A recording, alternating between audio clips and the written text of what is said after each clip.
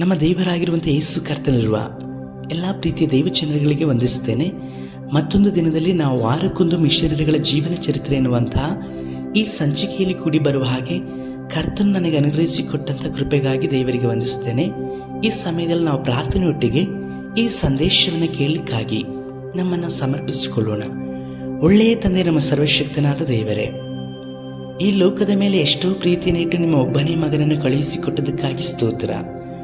ಅವರನ್ನು ನಂಬುವಂಥ ಯಾವ ಮನುಷ್ಯನೂ ಸಹ ನಿತ್ಯವಾದಂಥ ನರಕಕ್ಕೆ ಹೋಗದಂತೆ ರಕ್ಷಣೆ ಹೊಂದಬೇಕೆಂಬುದಾಗಿ ನೀವು ಅವರನ್ನು ಕೊಡಲ್ಪಟ್ಟಿದ್ದೀರಿ ಎಂಬುದಾಗಿ ನಾವು ನಂಬುತ್ತೇವೆ. ಮಾತ್ರವಲ್ಲದೆ ಯೇಸು ಕರ್ತನ ಕೃಪೆಯಿಂದಲೂ ಕರೆಯುವಿಕೆಯಿಂದಲೂ ಸೇವೆಯನ್ನು ಗಣನೆಗೆ ತೆಗೆದುಕೊಂಡು ನಿಮ್ಮ ಕರೆಯುವಿಕೆಗೆ ಕರ್ತನೆ ಒಪ್ಪಿಸಿಕೊಟ್ಟಂಥ ಒಂದೊಂದು ಘನ ಸೇವಕರುಗಳನ್ನು ನೀವು ಉಪಯೋಗಿಸುವುದಕ್ಕಾಗಿ ಸ್ತೋತ್ರ. ಈ ಸಂದೇಶವನ್ನು ಕೇಳುತ್ತಾ ಇರುವಂತಹ ಈ ಸಹೋದರಿ, ಈ ಸಹೋದರನ ಜೀವಿತದಲ್ಲೂ ನಿಮ್ಮ ಅಭಿಷೇಕವು ಸುರಿಯಲ್ಪಟ್ಟು ಅವರನ್ನು ಬಹಳವಾಗಿ ನಿಮ್ಮ ರಾಜ್ಯಕ್ಕಾಗಿ ಉಪಯೋಗಿಸಿರಿ, ಆತ್ಮಗಳನ್ನು ಆದಾಯ ಮಾಡುವ ಹಾಗೆ ನಡೆಸಿರಿ. ನಿಮ್ಮ ಕರೆಗಳಿಗೆ ಸಮರ್ಪಿಸುತ್ತೇವೆ ನಮ್ಮ ರಕ್ಷಕನಾದ ಯೇಸು ಕರ್ತನ ನಾಮದಲ್ಲಿ ತಂದೆಯೇ, ಆಮೇನ್. ಕರ್ತನಲ್ಲಿರುವ ಪ್ರೀತಿ ದೇವಜನರೇ, ಕಳೆದ ವಾರದಲ್ಲಿ ನಾವು ಸಹೋದರ ಯೂನ್ರವರ ಚರಿತ್ರೆಯನ್ನು ಕುರಿತಾಗಿ ಅವರು ಯೇಸುವನ್ನು ಅಂಗೀಕರಿಸಿಕೊಂಡಂಥದ್ದನ್ನು ಕುರಿತಾಗಿಯೂ ಅವರಿಗೆ ಸತ್ಯದ ವೇದದ ಮೇಲೆ ಇದ್ದಂತಹ ಬಹಳವಾದಂಥ ಆಸಕ್ತಿ, ಇದರ ಪ್ರತಿಫಲವಾಗಿ ಕರ್ತನ ಸಮ್ಮುಖದಲ್ಲಿ ಅವರು ಉಪವಾಸದಿಂದಲೂ ಪ್ರಾರ್ಥನೆಯಿಂದಲೂ ಸತ್ಯವೇದವನ್ನು ಹೊಂದಿಕೊಂಡಂಥ ರೀತಿಯನ್ನು ಸಹ ನಾವು ಧ್ಯಾನಿಸಲ್ಪಟ್ಟಿದ್ದೆವು. ಈ ದಿನದಲ್ಲಿ ಯೂನ್ರವರ ಜೀವಿತದಲ್ಲಿ ಪವಿತ್ರಾತ್ಮನ ಕಾರ್ಯಗಳು, ಕರೆಯುವಿಕೆಯನ್ನು ಕುರಿತಾಗಿಯೂ ಸಹ ನಾವು ಧ್ಯಾನಿಸಲಿಕ್ಕಿದ್ದೇವೆ. ಒಂದು ವೇಳೆ ಇದು ನಿಮಗೆ ಹೊಸದಾದಂತಹ ಪರಿಚಯವಿರುವುದಾದರೆ ಕಳೆದ ವಾರದ ಸಂಚಿಕೆಯನ್ನು ಓದಿಕೊಂಡು ಅದನ್ನು ಕೇಳಿಕೊಂಡ ನಂತರದಲ್ಲಿ ನೀವು ಈ ಸಂಚಿಕೆಯನ್ನು ಕೇಳುವುದಾದರೆ ನಿಮಗೆ ನಿಶ್ಚಯವಾಗಿ ಅರ್ಥವಾಗ್ತದೆ ಎಂಬುದಾಗಿ ನಂಬುತ್ತೇನೆ. ಕರ್ತ ನಿಮ್ಮನ್ನು ಆಶೀರ್ವಾದ ಮಾಡಲಿ. ನಾವು ಸಂದೇಶಕ್ಕಾಗಿ ಸಮರ್ಪಿಸಿಕೊಂಡು ಇದನ್ನು ಧ್ಯಾನಿಸಲಿಕ್ಕಾಗಿ ಸಮಯವನ್ನು ಕರ್ತನಿಗೆ ಒಪ್ಪಿಸಿಕೊಟ್ಟಿರೋ ಪ್ರಕಾರವಾಗಿ ಧ್ಯಾನಿಸೋಣ. ಒಂದು ದಿನದಲ್ಲಿ ಅಪೊಸ್ತಲನಾದಂತಹ ಪೌಲರ ಸತ್ಯವೇದವನ್ನು ಬರೆಯಲ್ಪಟ್ಟಂತಹ ಕಾರ್ಯಗಳನ್ನು ಕುರಿತಾಗಿಯೂ ಸಹ ಯೂನ್ರವರು ಧ್ಯಾನಿಸುವವರಾಗಿ ಇದ್ದರು. ಮಾತ್ರವಲ್ಲದೆ ಹೆಚ್ಚಾಗಿ ಅಪೊಸ್ತಲರ ಕೃತ್ಯಗಳನ್ನು ಓದಲಿಕ್ಕಾಗಿಯೂ ಸಹ ಅವರ ಆಸಕ್ತಿಯಿಂದ ಇದ್ದರು. ಪೌಲರ ಜೀವಿತ ಯೂನ್ರವರ ಜೀವಿತದಲ್ಲಿ ಬಹಳ ಆಸಕ್ತಿಯನ್ನು ಉಂಟು ಮಾಡಿತ್ತು. ಒಂದು ದಿನದಲ್ಲಿ ಅವರು ಅಪೊಸ್ತಲರ ಕೃತ್ಯಗಳು 12ನೇ ಅಧ್ಯಾಯವನ್ನು ಬಾಯಿಪಾಠವನ್ನು ಮಾಡುತ್ತಿದ್ದರು. ಪರಿಶುದ್ಧಾತ್ಮನು ಆ ಸಮಯದಲ್ಲಿ ಅವರನ್ನು ಕರೆದರು. ಯೂನ್, ನಿನ್ನನ್ನು ಉತ್ತರ ದಿಕ್ಕಿನಿಂದ ದಕ್ಷಿಣ ದಿಕ್ಕಿನವರೆಗೂ ಸಾಕ್ಷಿಯಾಗಿ ಕಳುಹಿಸುತ್ತೇನೆ ಎಂದು ಪವಿತ್ರಾತ್ಮನು ಹೇಳಿದರು. ಆ ಶಬ್ದವು ಅವರ ತಾಯಿಯು ಪಕ್ಕದಲ್ಲಿ ನಿಂತು ಹೇಳಿದ ಹಾಗೆ ಆಯಿತು. ಆದ್ದರಿಂದ ನಿದ್ರೆ ಮಾಡುತ್ತಿದ್ದಂತಹ ಅವರ ತಾಯಿಯನ್ನು ಅವಸರದಿಂದ ಯೂನ್ರವರು ಎಬ್ಬಿಸಿ, ಅಮ್ಮ, ನೀನು ನನ್ನನ್ನು ಕರೆದ, ಸುವಾರ್ತೆ ಸಾರಲಿಕ್ಕಾಗಿ ಹೋಗು ಅಂತೇಳಿ ಹೇಳ್ತಾ ಇದೀಯಾ ಎಂಬುದಾಗಿ ಕೇಳಿದರು. ಅದಕ್ಕೆ ಅವರ ತಾಯಿಯಿಂದ ಬಂದಂಥ ಉತ್ತರ, ನಾನು ಹಾಗೇನು ಹೇಳಲಿಲ್ಲ, ಹೋಗಿ ಮಲಗು ಎಂದರು. ಒಂದು ರೀತಿಯಲ್ಲಿ ಸಮುವೇಲನನ್ನು ದೇವರು ಕರೆದಾಗ ಹೇಲಿಯ ಬಳಿಯಲ್ಲಿದ್ದಂಥ ಉತ್ತರದ ಹಾಗೆ ಇದಿತ್ತು. ಅವರು ತಿರುಗಿ ಮಲಗಲು ಹೊರಟು ಹೋದರು. ತಿರುಗಿ ಅದೇ ಶಬ್ದ ಕೇಳಿಸಿತು. ಯೂನ್ ತಿರುಗಿ ಎದ್ದರು. ತಿರುಗಿ ಹೋಗಿ ತಾಯಿಯನ್ನೇ ಎಬ್ಬಿಸಿ ಕೇಳಿದರು. ಅದಕ್ಕೆ ಅವರು, ನಿನಗೆ ಹುಚ್ಚಿಡಿದಿದೆ ಎಂದರು. ಬಹಳ ಸೋತು ನಿರಾಸೆಯಿಂದಲೂ ಸಹ ಹೋಗಿ ಮತ್ತೆ ಯೂನ್ ಮಲಗಿಕೊಂಡರು. ಬೆಳಿಗ್ಗೆ 4 ಗಂಟೆ ಆಗಿರಬಹುದು. ದಿಢೀರೆಂದು ಅವರಿಗೆ ಎಚ್ಚರವಾಯಿತು. ತನ್ನ ಮೊದಲನೇ ದರ್ಶನದಲ್ಲಿ ಕಂಡ ಅದೇ ವೃದ್ಧ ವ್ಯಕ್ತಿ, ಸತ್ಯವೇದವನ್ನು ಕೊಟ್ಟ 2 ಮನುಷ್ಯರು ಕಂಡರು. ನನ್ನ ನಾಮದಲ್ಲಿ ನೀನು ಉತ್ತರ ದಕ್ಷಿಣ ದಿಕ್ಕಿಗೆ ಹೋಗಿ ಸುವಾರ್ತೆಯನ್ನು ಸಾರಬೇಕು, ನನಗೆ ನೀನು ಸಾಕ್ಷಿಯಾಗಿರಬೇಕು ಎಂದರು. ತಿರುಗಿ ದರ್ಶನದಲ್ಲಿ 100 ಜನರು ಕೂಡಿರುವುದನ್ನು ಕಂಡರು. ಒಬ್ಬ ಮನುಷ್ಯನು ಅವರ ಕೋಣೆಯೊಳಗೆ ಬರುವುದನ್ನು ಕಂಡರು. ಅವರಿಗೆ 24 ವರ್ಷವಿದ್ದಿರಬಹುದು. ಅವರ ಅಂಗಿ ಹರಿದಿತ್ತು. ತ್ಯಾಪೆ ಹಚ್ಚಿದ ಅಂಗಿಯನ್ನು ಧರಿಸಿದರು. ನಾವು 3 ದಿನಗಳಿಂದ ಪ್ರಾರ್ಥಿಸುತ್ತಿದ್ದೇವೆ, ನೀವು ನಮ್ಮ ಗ್ರಾಮಕ್ಕೆ ಬಂದು ಸುವಾರ್ತೆ ಹೇಳಬೇಕು ಎಂದರು. ಅವರು ಇವರ ಹೆಸರನ್ನು, ಅವರ ಗ್ರಾಮದ ಹೆಸರನ್ನು ಹೇಳಿದರು.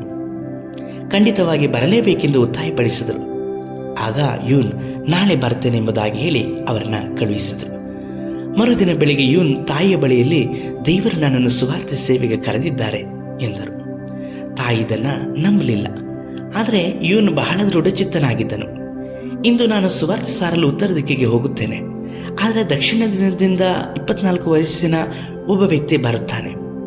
ಅವರು ಬಂದರೆ ಇಲ್ಲೇ ಇರಲು ಹೇಳು, ನಾನು ಬಂದು ಅವರೊಡನೆ ಹೋಗುತ್ತೇನೆ ಎಂದು ಹೇಳಿ ಹೊರಟನು.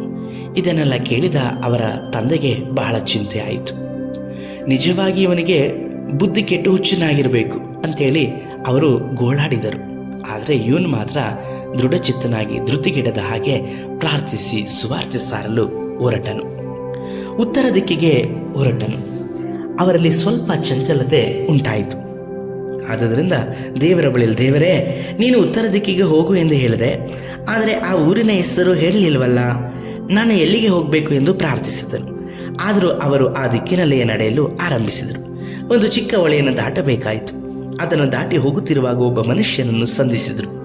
ನೀನು ಎಲ್ಲಿಗೆ ಹೋಗುತ್ತಿರುವಿ ಅಂತೇಳಿ ಅವರನ್ನು ಕೇಳಿದರು. ನಾನು ಸುವಾರ್ತೆ ಸಾರಲು ಹೋಗುತ್ತಿದ್ದೇನೆ ಎಂದರು ಇವನು.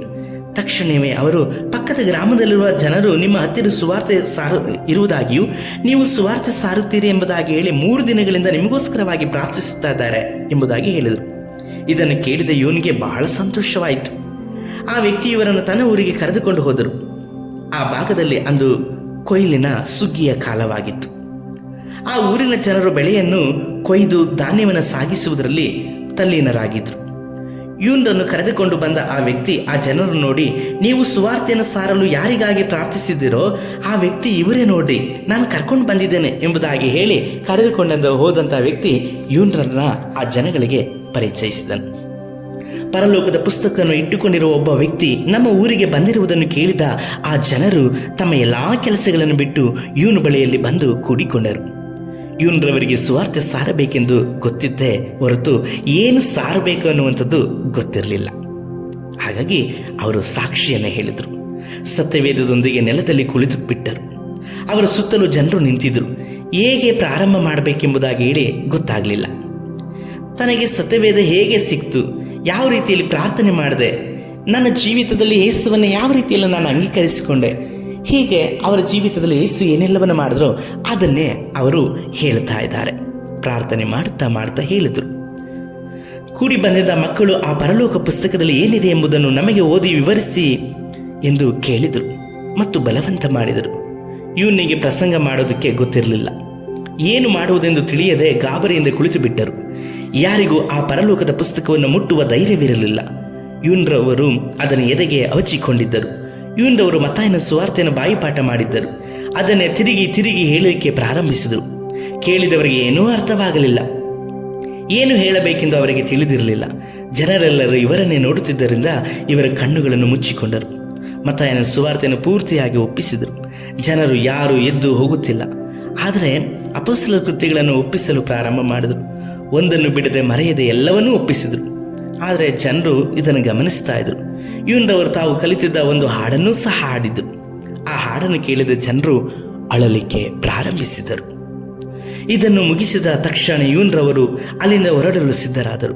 ದಯವಿಟ್ಟು ನೀವು ಹೋಗಬೇಡಿರಿ ಎಂದು ಅಲ್ಲಿ ಕೂಡಿದ್ದ ಜನರು ಬೇಡಿಕೊಂಡರು. ನಾನು ಕಲಿತಿದ್ದ ಎಲ್ಲವನ್ನೂ ಸಹ ನಿಮಗೆ ಹೇಳಿದ್ದೇನೆ.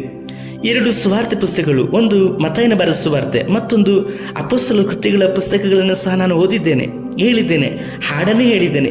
ಯೇಸು ನನ್ನ ಜೀವಿತದಲ್ಲಿ ಮಾಡಿದ ಎಲ್ಲವನ್ನೂ ಸಹ ನಾನು ನಿಮಗೆ ಹೇಳಿದ್ದೇನೆ. ಹಾಗಾಗಿ ಇನ್ನು ಹೇಳಲಿಕ್ಕೆ ನನ್ನ ಬಳಿಯಲ್ಲಿ ಏನೂ ಇಲ್ಲ, ನಾನು ಹೋಗಬೇಕು ಎಂಬುದಾಗಿ ಹೇಳಿದರು. ನಾನು ಇನ್ನೂ ಹೆಚ್ಚಾಗಿ ಕಲಿತುಕೊಂಡು ತಿರುಗಿ ನಿಮ್ಮ ಮಧ್ಯದಲ್ಲಿ ಬಂದು ಸುವಾರ್ತೆಯನ್ನು ಸಾರುತ್ತೇನೆ ಎಂದು ಹೇಳಿ ಹೊರಟು ಹೋದರು. ಆ ಸಮಯದಲ್ಲಿ ಒಬ್ಬ ಚಿಕ್ಕ ಬಾಲಕಿಯು ಅವರ ಬಳಿಗೆ ಬಂದು, ಈಗ ನೀವು ಎಲ್ಲಿಗೆ ಹೋಗುವಿರಿ ಎಂದು ಕೇಳಿದಳು.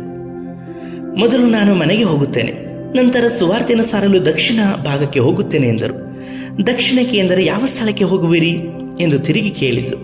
ತಾನು ಯಾವ ಗ್ರಾಮಕ್ಕೆ ಹೋಗುವನೆಂದು ಯಾರು ನನ್ನನ್ನು ಅಲ್ಲಿಗೆ ಕರೆದುಕೊಂಡು ಹೋಗುವರೆಂಬುದನ್ನು ತಿಳಿಸಿದರು. ಯಾರನ್ನು ಕರೆಯಿಸಿ ಕೂಟವನ್ನು ನಡೆಸಬೇಕೆಂದು ಮಕ್ಕಳು ಪ್ರಾರ್ಥಿಸಿದರು. ಅದೇ ವ್ಯಕ್ತಿಯನ್ನು ನೀಟಾದ ಮಾರ್ಗದಲ್ಲಿ ಕರೆದುಕೊಂಡು ಹೋಗುವ ವಿಷಯವನ್ನು ಕೇಳಿದ ಅವಳಿಗೆ ಅಳುವೇ ಬಂದು ಬಿಟ್ಟಿತು. ಅಳುತ್ತಲೇ, ನಿಮ್ಮನ್ನು ನಮ್ಮ ಗ್ರಾಮಕ್ಕೆ ಕರೆದು ತಂದವರು ನನ್ನನ್ನು ಅಣ್ಣನೇ ಎಂದು ಅವರು ಈ ವಿಷಯಕ್ಕಾಗಿ ಬಹಳ ದಿನಗಳಿಂದಲೂ ಪ್ರಾರ್ಥಿಸುತ್ತಿದ್ದರೆಂದು ಅವರಿಗೆ ತಿಳಿಸಿದಳು. ಆ ಗ್ರಾಮವನ್ನು ಬಿಟ್ಟು ಇವನರವರು ಹೊರಡುವಾಗ 70 ಜನರು ಮುಂದೆ ಬಂದು, ನಾವು ಯೇಸು ಕ್ರಿಸ್ತನನ್ನು ಅಂಗೀಕರಿಸಿಕೊಳ್ಳುತ್ತೇವೆ ಎಂದು ಹೇಳಿ ಒಪ್ಪಿಸಿಕೊಟ್ಟರು. ಇವನರವರು ಬಹಳ ಸಂತೋಷದಿಂದ ಹಿಂದಿರುಗಿದರು. ಇವನರವರು ಬೇಗ ಮನೆಗೆ ಹಿಂದಿರುಗಿದರು. ಅವರು ಮನೆಗೆ ಬಂದಾಗ ಅವನ ತಾಯಿ ಇವನನ್ನು ಸಮುವೇಲನೆ ಎಂದು ಕ್ರೈಸ್ತ ಹೆಸರಿನಲ್ಲಿ ಕರೆದರು.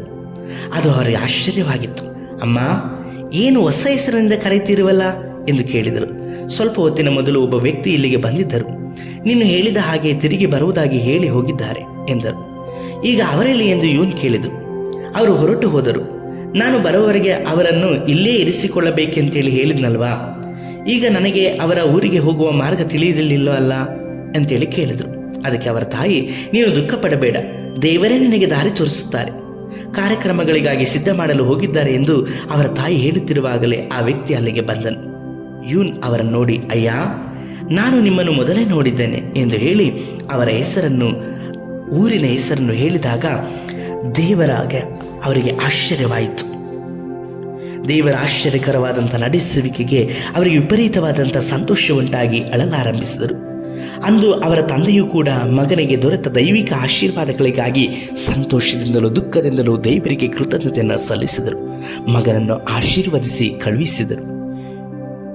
ನಿನ್ನೆ ದಿನದಲ್ಲಿ ಇವನಿಗೆ ಹುಚ್ಚನಾಗುತ್ತಾನೆ ಎಂಬುದಾಗಿ ಅರಿತಿದ್ದಂಥ ಅವರು ಇಂದು ನಿನಗೆ ದೈವಿಕವಾದಂತಹ ದರ್ಶನಗಳು, ಕೃಪೆ ಸಿಕ್ಕಿದೆ, ನೀನು ಸುವಾರ್ತೆ ಸಾರು ಹೋಗು ಎಂಬುದಾಗಿ ಹೇಳಿ ಆಶೀರ್ವಾದ ಮಾಡಿ ಸಂತೋಷದಿಂದ ಕಳುಹಿಸಿದರು. ಆ ದಿನಗಳಲ್ಲಿ ಎರಡನೇದಾಗಿ ಕೂಟವನ್ನು ಆ ಗ್ರಾಮದಲ್ಲಿ ನಡೆಸಿದರು. ಸತ್ಯವೇದದಲ್ಲಿ ಬಾಯಿಪಾಠವನ್ನು ಮಾಡಿದ ಪ್ರವಚನಗಳನ್ನು ಬೋಧಿಸಿದರು ಹಾಗೂ ತಮಗೆ ತಿಳಿದಿದ್ದ ಒಂದು ಹಾಡನ್ನು ಹಾಡಿದರು. ಕೂಡಿ ಬಂದಿದ್ದ ಮಕ್ಕಳೆಲ್ಲರಿಗೂ ಬಹಳ ಸಂತೋಷವಾಯಿತು. ಅವರೆಲ್ಲರೂ ಸಹ ಯೂನ್ರವರು ಹೇಳಿದ ಕಾರ್ಯಗಳೆಲ್ಲವನ್ನು ಬರೆದು ಗುರುತಿಸಿಕೊಂಡರು. ಹಾಡನ್ನು ಸಹ ಬರೆದುಕೊಂಡರು. ಒಬ್ಬನು ನಿಮ್ಮ ಕೆನ್ನೆಯ ಮೇಲೆ ಹೊಡೆದರೆ ಇನ್ನೊಂದು ಕೆನ್ನೆಯನ್ನು ಒಡ್ಡು, ಒಬ್ಬನು ನಿಮ್ಮನ್ನು ಹಿಂಸೆ ಪಡಿಸಿದರೆ ಪಡಿರಿ, ಯಾಕಂದರೆ ಇದರಿಂದ ನಿಮ್ಮ ತಂದೆಗೆ ಸಂತೋಷವಾಗುವುದು.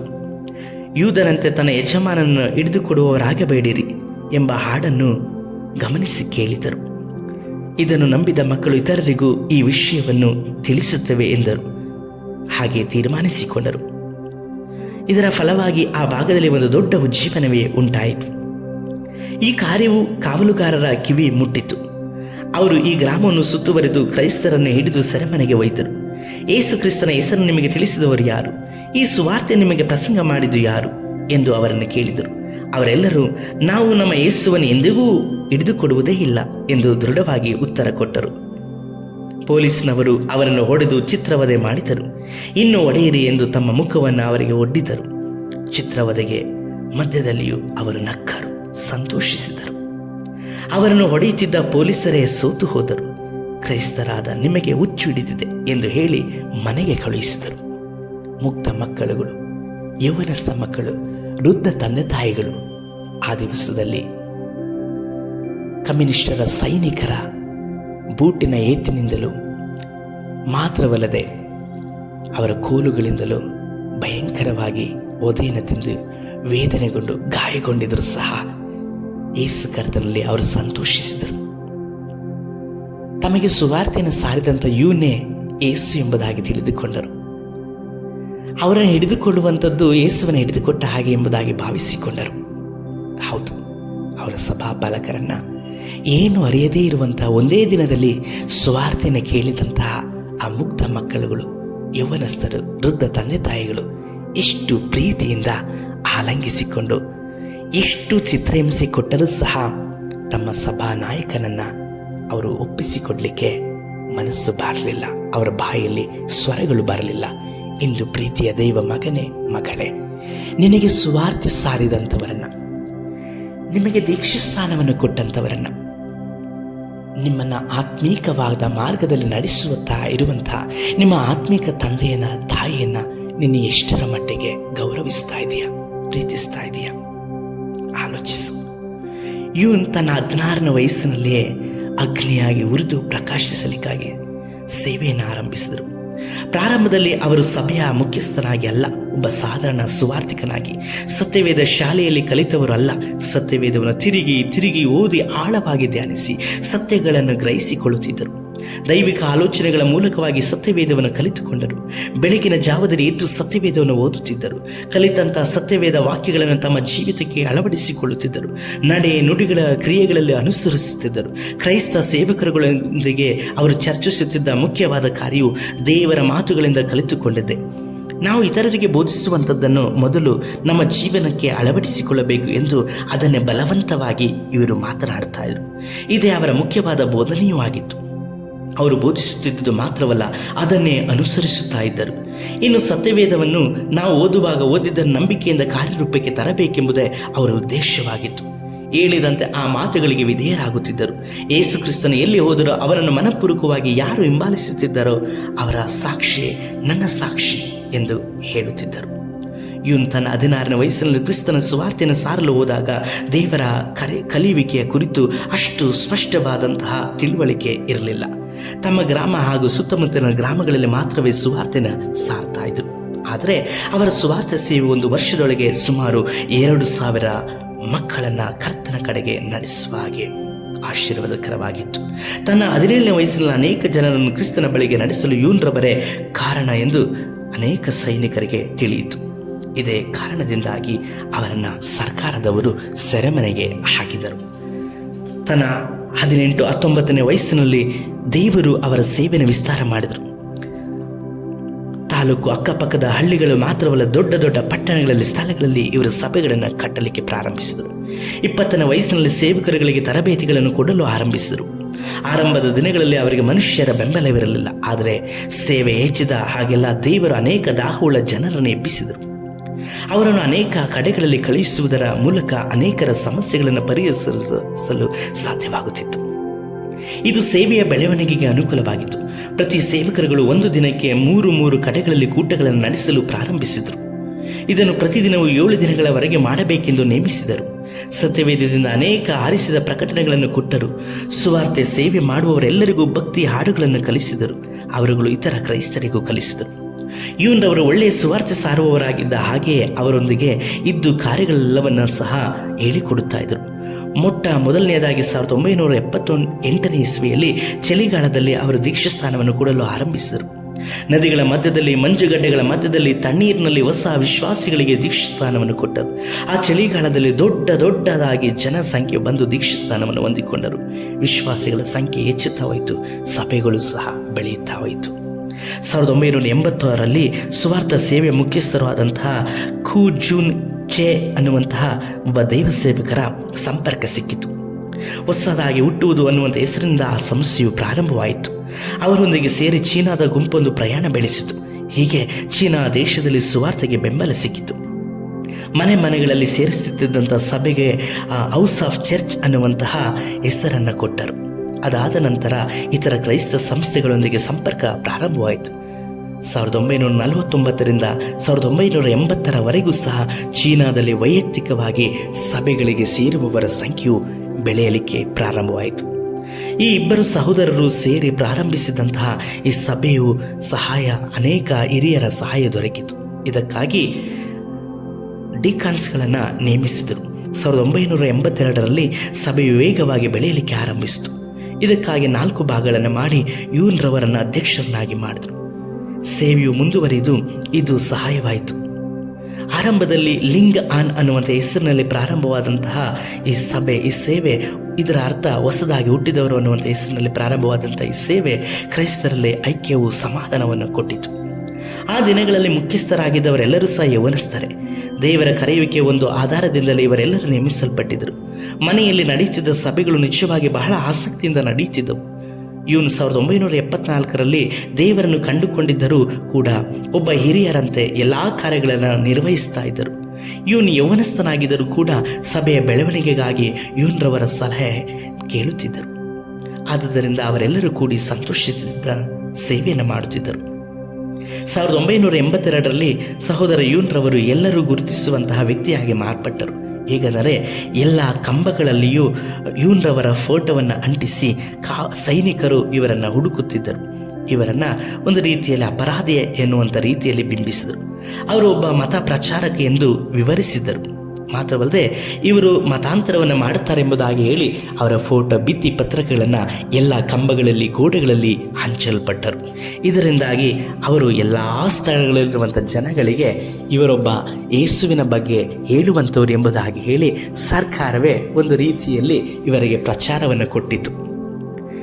ಇವನರವರನ್ನು 10ನೇ ವರ್ಷ ಸೇವೆಯ ಅವಧಿಯಲ್ಲಿ ಹಲವು ಸಾರಿ ಅವರನ್ನು ಸೆರೆಮನೆಗೆ ಹಾಕಲ್ಪಟ್ಟರು. ಕೆಲವು ಸಾರಿ ಅವರು ತಪ್ಪಿಸಿಕೊಂಡು ಬಿಡುತ್ತಿದ್ದರು. ಇಂಥ ಪರಿಸ್ಥಿತಿಯಲ್ಲೂ ಹಗಲು ಇರುಳು ತಪ್ಪದೆ ಕೂಟಗಳನ್ನು ನಡೆಸುತ್ತಾ ಇದ್ದರು. ಒಂದು ಸಾರಿ ಪಾಶ್ಚರ್ಗಳಿಗಾಗಿ ತರಬೇತಿ ಶಿಬಿರವನ್ನು ಗ್ರಾಮದಲ್ಲಿ ಏರ್ಪಡಿಸಿದರು. ಕೊನೆಯ ದಿನದ ಕಾರ್ಯಕ್ರಮಗಳನ್ನು ನಡೆಸುತ್ತಾ ಇದ್ದರು. ಮುಖಂಡರು ಈ ಕಾರ್ಯಕ್ರಮಗಳನ್ನು ನಡೆಸುವಾಗ ಸೋತು ಹೋಗಿದ್ದರು. ಆದುದರಿಂದ ಅಂದಿನ ಕಾರ್ಯಕ್ರಮವನ್ನು ನಡೆಸಲು ಯೂನ್ರವರನ್ನು ಕೇಳಿಕೊಂಡಿದ್ದರು. ಅವರು ಕೂಡ ಸ್ವಲ್ಪ ವಿಶ್ರಾಂತಿ ತೆಗೆದುಕೊಂಡು ಬರುತ್ತೇನೆಂದು ಹೇಳಿ ಹೋಗಿದ್ದರು. ಆರಾಧನೆಯ ಸಮಯ ಆರಂಭವಾಯಿತು. ಆರಾಧನೆ ಶಬ್ದವು ಬಹಳ ದೂರದವರೆಗೆ ಕೇಳಿಸುತ್ತಿತ್ತು. ಈ ಸ್ಥಳಕ್ಕೆ ಹತ್ತಿರದಲ್ಲಿದ್ದ ಜನರು ದೂರದಲ್ಲಿದ್ದ ತಮ್ಮ ಹೊಲಗಳಿಗೆ ಹೋಗಿ ನಿದ್ರೆ ಮಾಡಿಬಿಟ್ಟರು. ಆದರೆ ನಡೆದದ್ದೇನು ಗೊತ್ತೇ? ಆರಾಧನೆಯ ಸಮಯದಲ್ಲಿ ಕಾವಲುಗಾರರು ಬಂದು ಆರಾಧನೆ ನಡೆಸುತ್ತಿದ್ದಂಥ ಎಲ್ಲ ಸಭಾಪಾಲಕರುಗಳನ್ನು ಸೆರೆಮನೆಗೆ ಕರೆದುಕೊಂಡು ಹೋದರು. ಅಂದು ರಾತ್ರಿ ಈ ಪ್ರಾರ್ಥನೆ ಕೂಟವನ್ನು ನಡೆಸುವವರು ಯಾರು ಎಂದು ಅವರೆಲ್ಲರನ್ನು ಕೇಳಿದರು. ಅವರುಗಳಲ್ಲಿ ಯಾರು ಒಬ್ಬರು ಇದಕ್ಕೆಲ್ಲ ಕಾರಣ ಯೂನ್ರವರೇ ಎಂದು ಹೇಳಿಬಿಟ್ಟರು. ಈಗ ಅವರೆಲ್ಲ ಎಂದು ಕೇಳಿದಾಗ ಇಲ್ಲೇ ಎಲ್ಲಿಯೋ ಪಕ್ಕದ ಹಳ್ಳಿಯ ಮನೆಯಲ್ಲಿ ನಿದ್ರೆಯನ್ನು ಮಾಡುತ್ತಿರಬಹುದು ಎಂಬುದಾಗಿ ಹೇಳಿದರು. ತಕ್ಷಣವೇ ಅವರನ್ನು ಹಿಡಿಯಲು ಒಂದು ದೊಡ್ಡ ಸೈನಿಕರ ಗುಂಪೆ ಬಂದಿತು. ಆರಾಧನೆ ನಡೆದ ಸುತ್ತಮುತ್ತಲಿನ ಎಲ್ಲ ಕಟ್ಟಡಗಳಲ್ಲಿಯೂ ಮನೆಗಳಲ್ಲಿಯೂ ಹುಡುಕಿದರು. ಕೊನೆಗೆ ಅವರು ನಿದ್ದೆ ಮಾಡುತ್ತಿದ್ದಂಥ ಸ್ಥಳಕ್ಕೆ ಬಂದರು. ಅವರನ್ನು ನೋಡಿದ ತಕ್ಷಣ ಕಾಲಿನಿಂದ ಅವರನ್ನು ಒದ್ದು ಎಬ್ಬಿಸಿದರು. ಅವರನ್ನು ಸೆರೆ ಹಿಡಿದು ಸೆರೆಮನೆಗೆ ಕರೆದುಕೊಂಡು ಹೋದರು. ಏನೇ ಆದರೂ ಪ್ರಸಂಗ ಮಾಡುವ ಸಮಯದಲ್ಲಿ ಅವರು ಅಲ್ಲಿಲ್ಲದೆ ನಿದ್ರೆ ಮಾಡುತ್ತಿದ್ದುದರಿಂದ ತಪ್ಪಿಸಿಕೊಂಡರು. 1981ರಲ್ಲಿ ಇನ್ನೊಬ್ಬ ಮುಖಂಡರೊಂದಿಗೆ ಸೇರಿ ಕೂಟವನ್ನು ನಡೆಸುತ್ತಿದ್ದಾಗ ಯೂನ್ರವರನ್ನು ಸೆರೆಮನೆಗೆ ಹಾಕಲ್ಪಡಲಿಕ್ಕಾಗಿ ಸೈನಿಕರು ಕರೆದುಕೊಂಡು ಹೋದರು. ಸರಿಯಾಗಿ 1 ವರ್ಷದೊಳಗೆ ತಿರುಗಿ ಅವರು ಸೆರೆಗೆ ಹಾಕಲ್ಪಟ್ಟರು. ಈ ಸಾರಿ ಪೊಲೀಸನವರು ಅವರನ್ನು ಬಹಳವಾಗಿ ಹೊಡೆದು ಹಿಂಸಿಸಿ ಕೊನೆಯಲ್ಲಿ ಅವರನ್ನು ಚೆನ್ನಾಗಿ ಕೂಡಿ ಹಾಕಲ್ಪಟ್ಟು ನಂತರದಲ್ಲಿ ಅವರು ಹೊರಗೆ ಬರದ ಹಾಗೆ ನೋಡಿಕೊಂಡರು. ಈ ಬಾರಿ ತಪ್ಪಿಸಿಕೊಂಡು ಹೋಗುವುದಿಲ್ಲ ಎಂಬುದಾಗಿ ಸೈನಿಕರು ನೆನೆಸಿದರು. ಆದರೆ ಭಯಂಕರವಾದ ಗಾಯಗಳಿದ್ದರೂ ಅಲ್ಲಿಂದಲೂ ಕೂಡ ಯೂನ್ರವರು ತಪ್ಪಿಸಿಕೊಂಡು ಓಡಿ ಹೋದರು.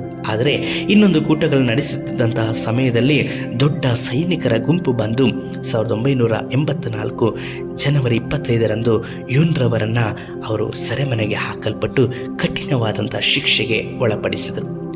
ಸೆರೆಮನೆಯಲ್ಲಿ ಯೂನ್ರವರನ್ನು ಚಿತ್ರಹಿಂಸೆ ಪಡಿಸಿದರು.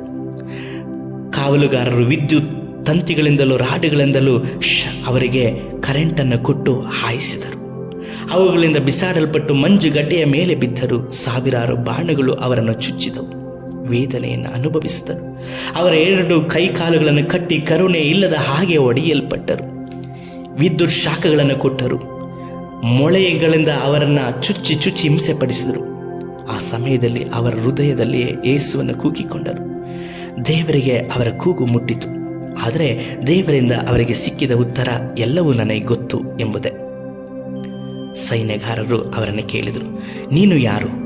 ಯೂನ್ರವರು ತನ್ನ ಸಂರಕ್ಷಣೆಯನ್ನು ಕುರಿತು ಸ್ವಲ್ಪವೂ ಚಿಂತಿಸದೆ ತನ್ನ ಜೊತೆ ಕ್ರೈಸ್ತ ಸೇವಕರ ಕುರಿತು ಚಿಂತಿಸಿದರು. ಆದುದರಿಂದ ಅವರ ಕುರಿತಾದ ಯಾವ ವಿವರವನ್ನು ಅವರಿಗೆ ಕೊಡಲಿಲ್ಲ. ಆದರೆ ಕಾವಲುಗಾರರು ಅವರಿಂದ ವಿವರಗಳನ್ನು ತಿಳಿಯುವ ಸಲುವಾಗಿ ಅನೇಕ ರೀತಿಯಲ್ಲಿ ಪ್ರಶ್ನಿಸಿದರು.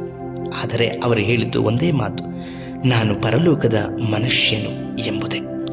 ಆದರೆ ಆ ಕಾವಲುಗಾರರು ಇತರರ ಕ್ರೈಸ್ತರ ಬಗ್ಗೆ ವಿವರಗಳನ್ನು ತಿಳಿಯಲು ಆತುರಗೊಂಡರು.